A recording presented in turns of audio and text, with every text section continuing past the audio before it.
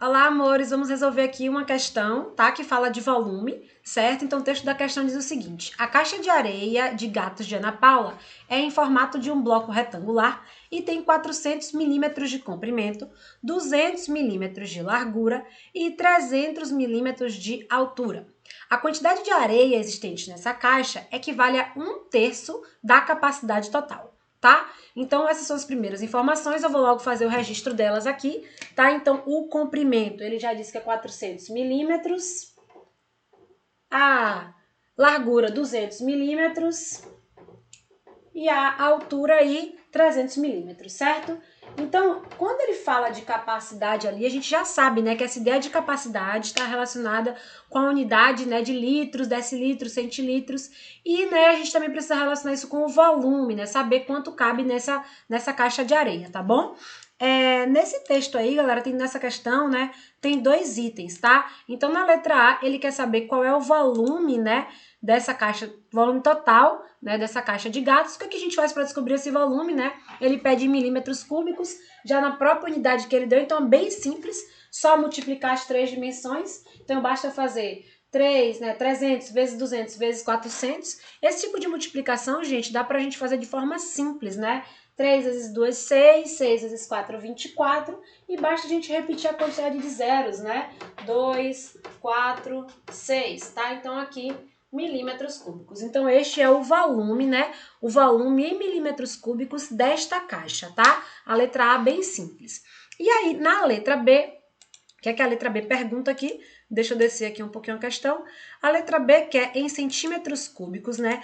A quantidade, no caso, deixa eu melhorar aqui a visualização para vocês da questão. A quantidade de volume, né? Então, ele quer saber a quantidade de volume de areia existente na caixa de gatos, né? É isso, existente na caixa de gatos.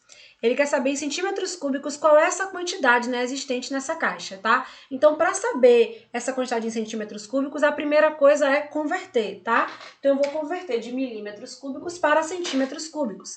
Lembrando que para sair de milímetros cúbicos para centímetros cúbicos, eu divido por 1000, né? Só lembrar daquela tabelinha de conversão, tá? E sabendo que a unidade cúbica a gente faz de 1000 em 1000. Então, eu preciso dividir esse número por 1000. Eu preciso armar essa operação de divisão? Não, né? Basta que eu venha correr com a vírgula 3 casas, né? Se eu vou dividir este número por 1000, então eu vou voltar, né, 3 casas, a minha vírgula estaria aqui no final, 1, 2, 3, tá? Então significa que é 24.000 centímetros cúbicos. Mas cuidado, né? O texto da questão fala também aí, né, que a quantidade que existe nessa caixa, né, equivale a 1/3 da capacidade total.